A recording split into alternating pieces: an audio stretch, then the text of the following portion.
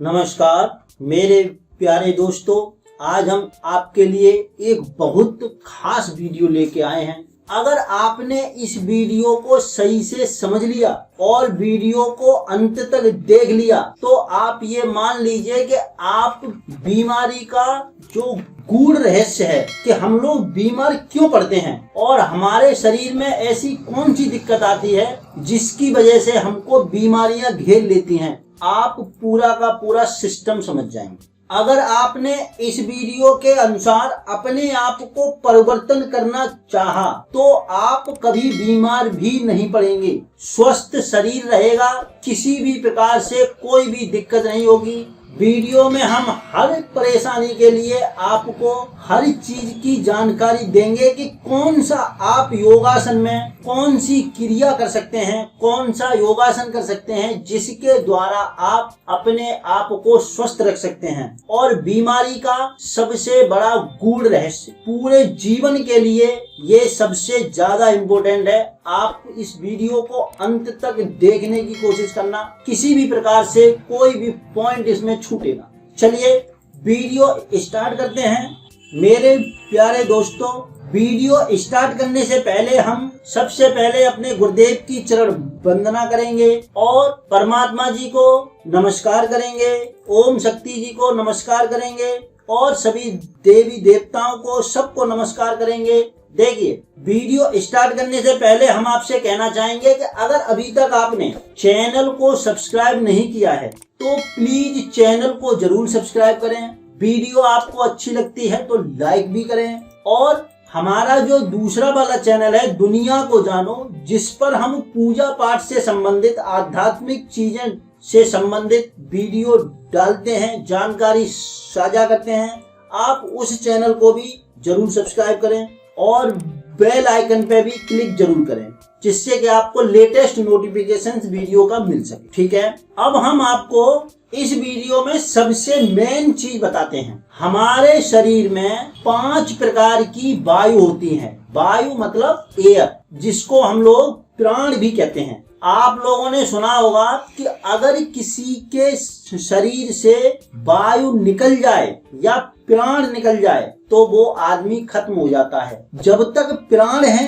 तब तक आदमी जीवित है। तो प्राण जो प्राण है वही प्राण हमारे 5 तरीके से 5 रूप में हमारे शरीर में रहते हैं। प्राण वायु जिसको हम लोग कहते हैं, सबसे पहली बात 5 प्रकार की प्राण वायु होती है।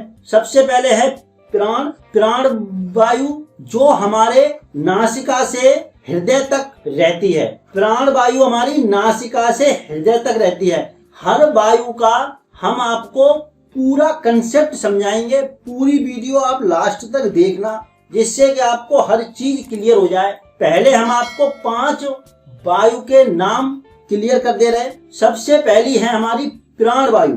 प्राण वायु हमारे नासिका से हृदय तक के बीच में रहती है। इस वायु को हम लोग सभी वायु का राजा भी कहते हैं। आंखें, कान, गला, मुख, ये सब इसी वायु से चलते हैं। ठीक है, दूसरी चीज आती है अपान वायु।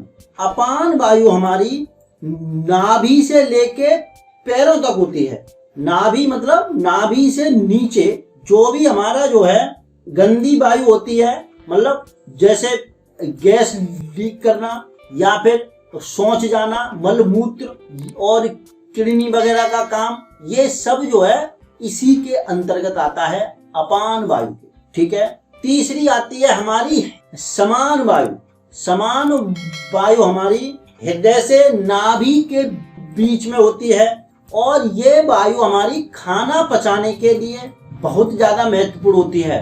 ठीक है, मैं पहले आपको वायु का नाम क्लियर कर रहा हूं, फिर मैं एक एक वायु के बारे में हर चीज बताऊंगा, कौन सी वायु का पूरे जीवन में और पूरे शरीर पर क्या प्रभाव है। चौथे नंबर की हमारी उदान वायु जो है कंठ से, कंठ मतलब ये जो गला है, गले का ये जो कंठ होता है, इससे मस्तिष्क के लिए रहती है, ऊपर, कंठ से ऊपर के लिए मस्तिष्क तक, जिसमें जब हम लोगों को वोमिटिंग वगैरह होती है, उल्टी वगैरह होती है, इन सब चीजों का इससे प्रभाव पड़ता है।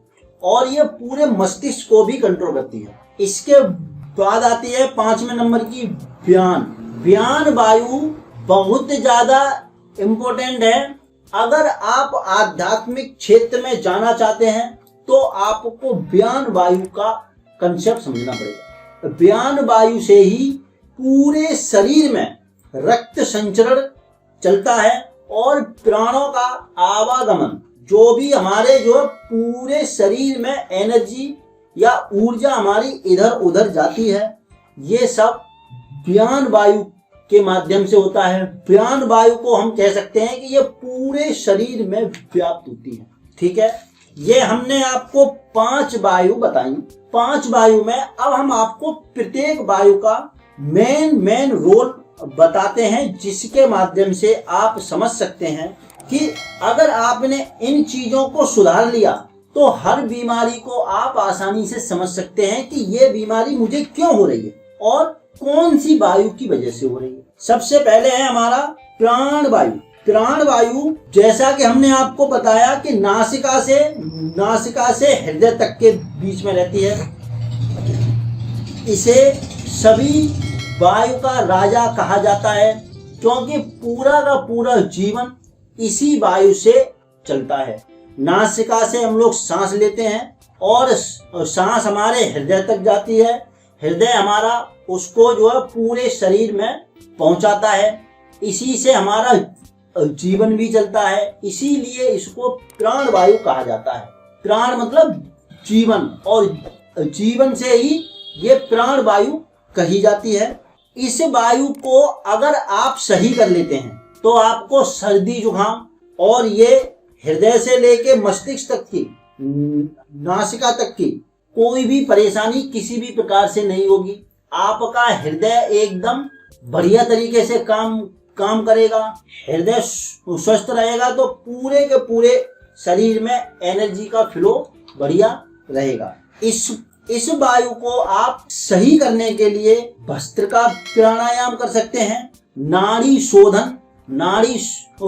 शोधन में जो हमने आपको बताया कि 3 नाड़ियां होती हैं, सुषुम्ना, ईड़ा और पिंगला। ये 3 नाड़ियों के लिए जो हमने स्पेशल वीडियो बनाई है, आप उसको देख सकते हैं। उससे आप नाड़ियों के बारे में समझ के उस नाड़ी का शोधन कर सकते हैं, उसकी शुद्धि कर सकते हैं। अगर आपने नाड़ियों की शुद्धि की तो आपका प्राण वायु बहुत एकदम शुद्ध रूप से काम करेगा। तो पहली चीज आपकी भस्त्रिका प्राणायाम, दूसरी नाड़ी शोधन और तीसरा हमारा उज्जयी प्राणायाम। हर एक प्राणायाम के लिए हम अलग अलग वीडियो बनाएंगे, जिससे आप समझ सकते हैं कि किस प्रकार से आप अपने एनर्जी लेवल को एकदम और अच्छे से बना सकते। ठीक है, प्राण वायु के लिए हमने 3 प्राणायाम आपको बताए, इससे आप उसको सुधार सकते हैं। अब हम लोग चलते हैं अपान वायु के। देखिए, अपान वायु हमारी नाभि से पैरों तक होती है, पैरों के तलवे तक, मतलब जहां तक हमारे पैर पहुंचते हैं, पूरे में अपान वायु का प्रभाव रहता है। अपान वायु से ही ये जो गैस वगैरह बनती है, जो मलमूत्र वगैरह करते हैं हम लोग, ये सब अपान वायु का ही प्रभाव होता है। अपान वायु को हम लोग प्राण निष्कासन प्रक्रिया को विनियमित करने वाला भी कहते हैं। ठीक है, अगर आपने अपनी अपान वायु सुधार ली, अपान वायु आपकी सही है, तो आपके किडनी वगैरह में स्टोन नहीं होगा और आपको बवासीर की परेशानी नहीं होगी। बवासीर, पाइल्स वगैरह की बहुत दिक्कत होती है। कुछ लोगों के पैरों में नीचे पैर काम करना बंद कर देते हैं, या फिर पैरों में किसी भी प्रकार से दिक्कत आने लगती है। अगर आपने अपान वायु को कंट्रोल किया, सुधारा, तो आपकी ये सारी की सारी नाभि से नीचे वाली दिक्कत पूरी की पूरी सही हो जाएंगी।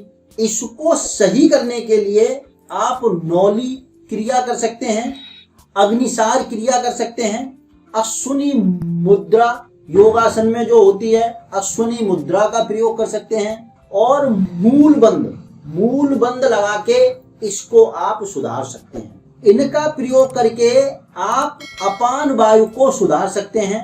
ठीक है, अब तीसरे नंबर की आती है हमारी समान वायु, देखिए समान वायु हमारी हृदय से नाभि तक के बीच में रहती है। हृदय और नाभि तक के बीच में जो खाना पचाने का काम करती है और रक्त वगैरह बनाने का काम भी इसी से होता है। इसको हम लोग जब कुंडलिनी शक्ति के बारे में जान जाते हैं तो कुंडलिनी शक्ति के माध्यम से अनाहत और मणिपुर चक्रों के बीच की वायु को समान वायु मानते हैं। अनाहत चक्र हमारा कहाँ होता है? हृदय के पास में।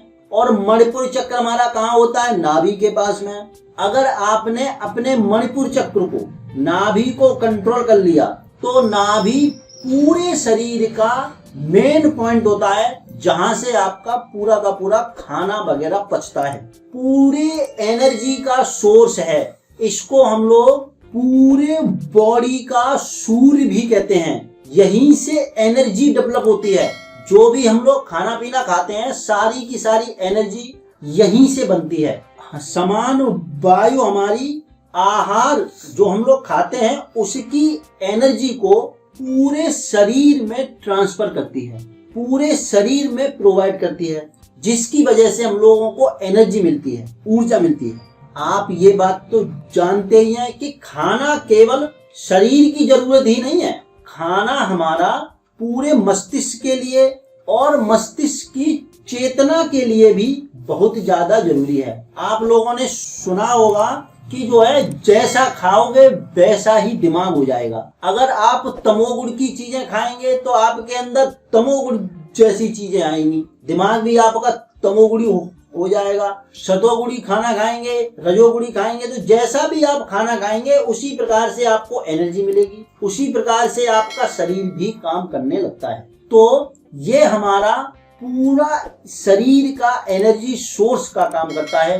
अगर आपने इसको सही कर लिया, इसको सही करने के लिए आपको अग्निसार क्रिया कर सकते हैं आप, और नौली की क्रिया कर सकते हैं, और कपाल भाती से भी समान वायु कंट्रोल होती है।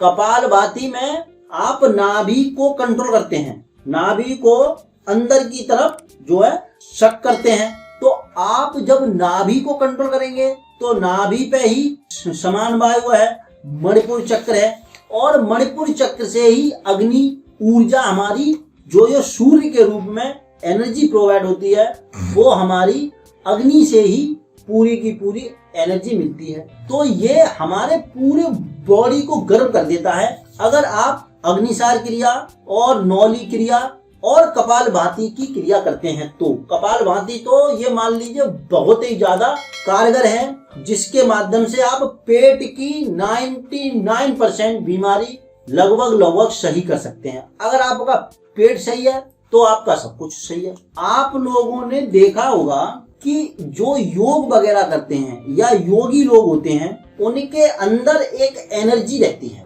वो एनर्जी कौन सी होती है? उनका प्रवाह मंडल ऐसा लगता है कि पूरा एनर्जाइज्ड है, पूरा प्रवाह मंडल उनका जो है बहुत अच्छा है। अगर आपने समान वायु को कंट्रोल कर लिया, अपनी समान वायु को कंट्रोल करने से आपके अंदर जो आपका प्रवाह मंडल है वो इतना ज्यादा एक्टिव हो जाएगा कि हर किसी को आपके अंदर एक तेज दिखने लगेगा। उस तेज के माध्यम से आपकी तरफ लोग अट्रैक्ट होंगे।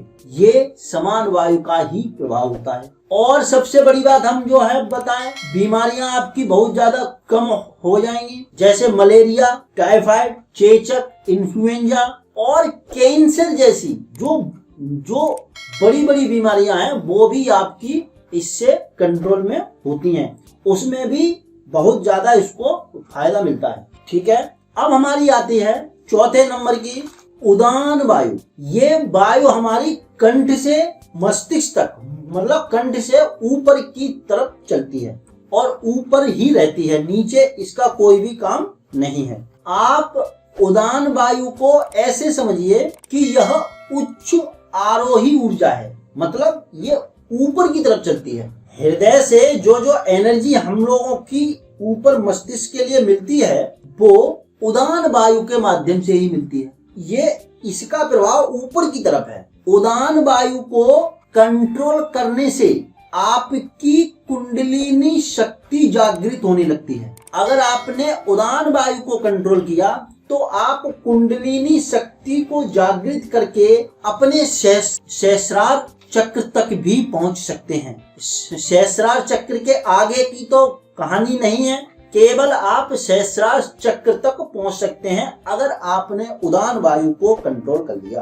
कुंडलिनी शक्ति में, आज्ञा चक्र में इस वायु का बहुत बड़ा रोल है। आज्ञा चक्र पर कंसंट्रेट करने से आप पूरी बॉडी की कुंडलिनी शक्ति जो होती है मूलाधार चक्र से लेके और सहस्रार चक्र तक, आज्ञा चक्र तक आप उस कुंडलिनी को ले जा सकते हैं। पूरी तरीके से आपकी एनर्जी ऊपर की तरफ चलेगी, ऊर्ध्व गति होती है।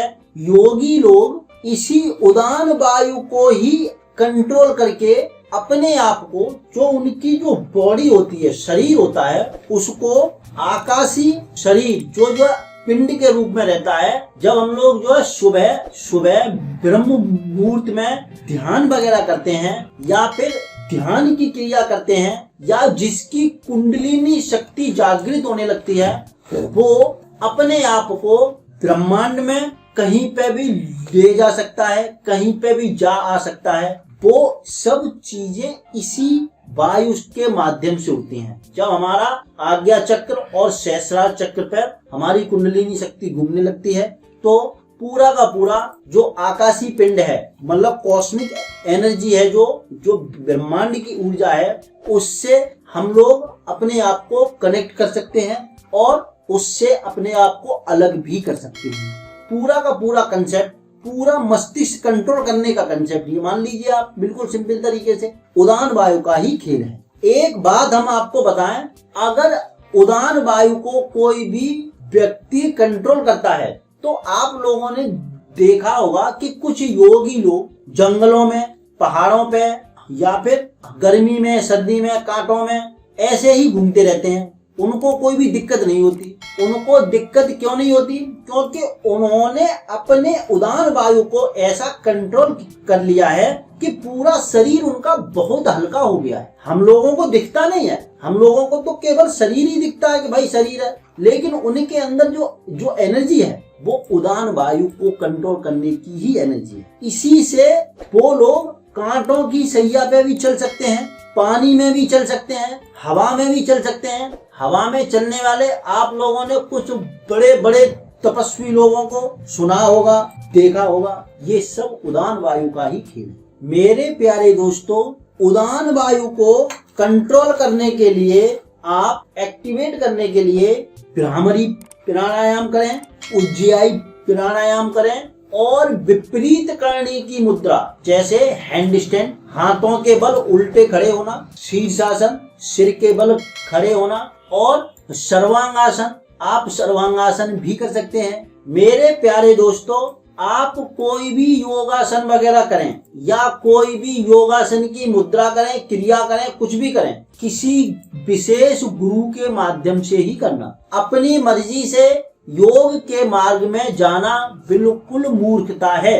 किसी न किसी गुरु के माध्यम से ही आपको करना चाहिए। गुरु के माध्यम से जब आप करेंगे तो उनके माध्यम से आपके अंदर एनर्जी और सारी की सारी चीजें एकदम सिस्टमेटिक तरीके से चलेंगी। अपने आप से करने लगोगे तो फिर दिक्कत होगी। इसलिए ये इनका फिर अगर आपने अपनी तरफ से कर लिया किसी जानकारी के बिना तो आपको नुकसान हो सकता है, बहुत ज्यादा नुकसान हो सकता है। इसलिए हमेशा कोई भी योग क्रिया, योगासन, आसन, प्राणायाम, कोई भी चीज करें, किसी योग के योग्य गुरु के माध्यम से ही करें, उनके संरक्षण में करें तो ठीक है। उदान वायु को कंट्रोल करने के लिए तो हमने आपको बता दी उज्जयी प्राणायाम, भ्रामरी, विपरीत करणी मुद्रा, इसका आप प्रयोग कर सकते हैं। इससे आपको बहुत ज्यादा फायदा मिलेगा। और कुंडलिनी शक्ति के लिए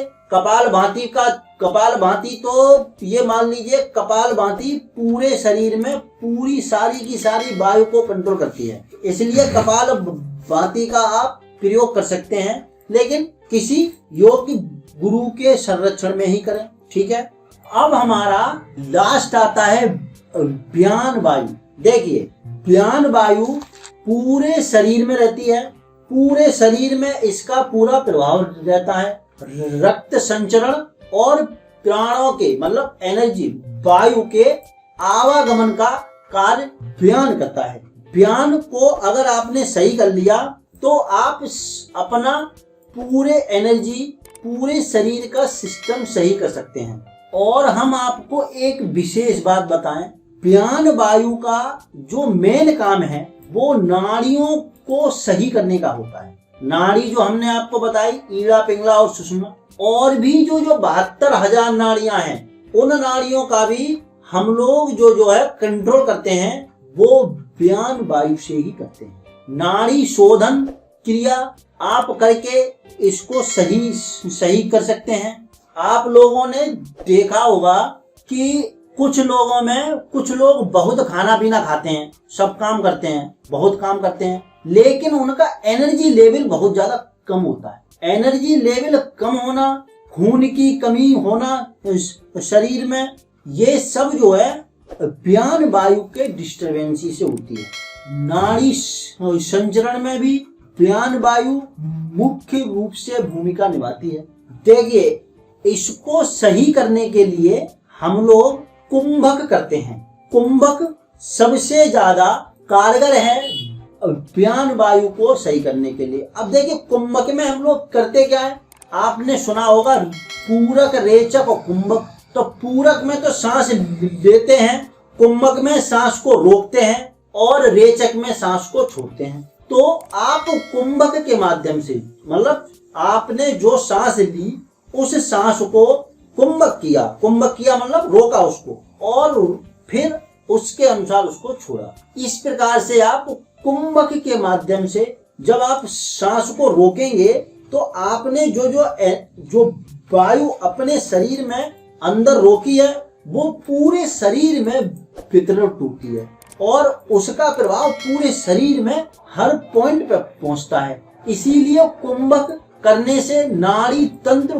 बहुत जल्दी एक्टिवेट होता है, बहुत जल्दी कारगर होता है। इसीलिए कुंभक के माध्यम से आप इसको सही कर सकते हैं। और कुंभक करने के साथ साथ कुछ बंद वगैरह भी लगा के आप कर सकते हैं। कुंभक के साथ साथ आप महाबंद प्रक्रिया जो मूल बंद है, उद्यान बंद है और जालंधर बंद, इनके प्रयोग से भी आप इनका जो कॉम्बिनेशन होता है उस कॉम्बिनेशन के अनुसार आप व्यान वायु को कंट्रोल कर सकते हैं और व्यान वायु आपके पूरे शरीर को एनर्जाइज करेगी। और जब आपके अंदर पूरी व्यान वायु शरीर में अच्छे से प्रॉपर फ्लो करेगी तो आप यकीन मानिए आपके अंदर एक एनर्जी लेवल रहेगा। एनर्जी लेवल रहने से आपको इतना रिलैक्स और सुखद अनुभव होगा, इतनी शांति मिलेगी जिसकी आप कल्पना भी नहीं कर सकते।